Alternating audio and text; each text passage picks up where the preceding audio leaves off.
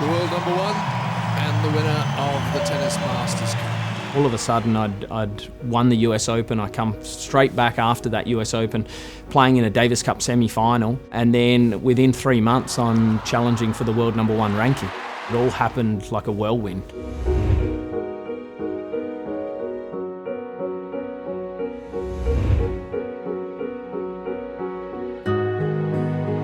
I was preparing to get ready to play qualifying in the Adelaide International. I was only 16 years old. I think it was Yevgeny Kafelnikov they were holding out a wildcard last minute for, and he decided not to accept it.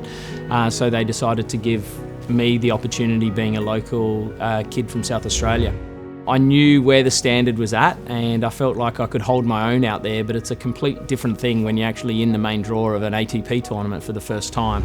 I was able to beat Vince Spadia in the quarterfinals, and then came up against one of my all-time idols, who I had a poster of this guy still above my bed in my bedroom, Andre Agassi.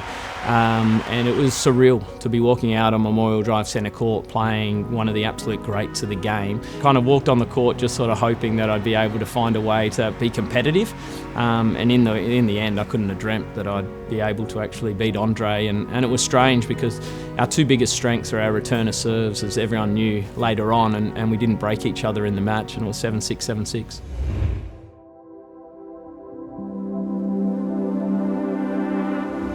It was always a dream that one day you'd hope to get the opportunity, but it all happened like a whirlwind. All of a sudden I'd won the US Open. I come straight back after that US Open playing in a Davis Cup semi-final, and then within 3 months I'm challenging for the world number one ranking.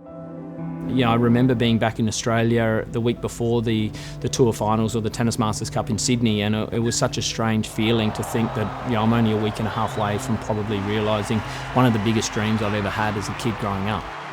So it was a bit of a surreal feeling, to be honest, to be going out to play that match, and especially alongside Pat, who I'd looked up to for so many years as a massive role model and big brother to me, really, when I first came on the tour. And obviously Pat had been world number one as well, so in the end it was a fantastic feeling that it could happen in Sydney, in Australia, and I could enjoy it obviously with a good friend in Pat Rafter.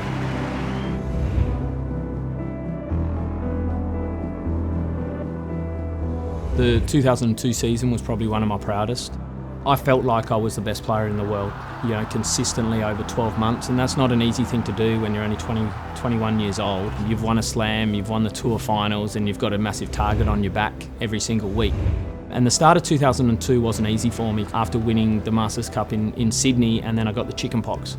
And so I came to the Australian Open and basically couldn't play, and then it took me a couple of months to really get over that, and then to think that even without that start of 2002 that I was able to hold the number one ranking throughout that whole year, win Wimbledon, and then obviously win the Masters Cup in Shanghai in 2002 and retain the number one ranking was something I was really proud of.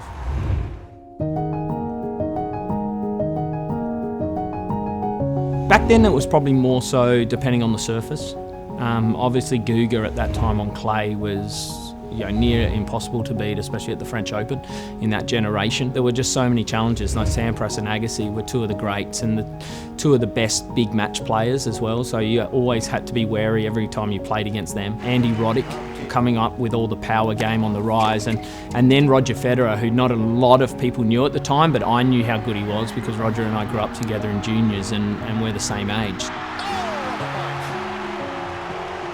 It was this really tough group at the time, and it was kind of chopping and changing a little bit there, but I'm very fortunate that I was able to get to the pinnacle at some stage.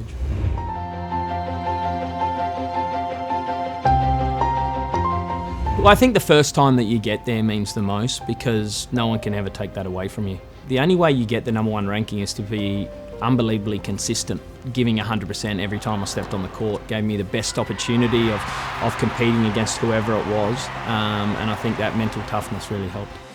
You know, every single week, everyone except one person walks away losing at some stage in the tournament, whether it's the first round or the final. So I think you've got to enjoy those moments when you have the success. It still is very much an individual sport, tennis, and being out there, and at times it gets very lonely. But that's why, you know, I think when you're able to get to the pinnacle of the game and get the most out of yourself, that's what the satisfaction comes from.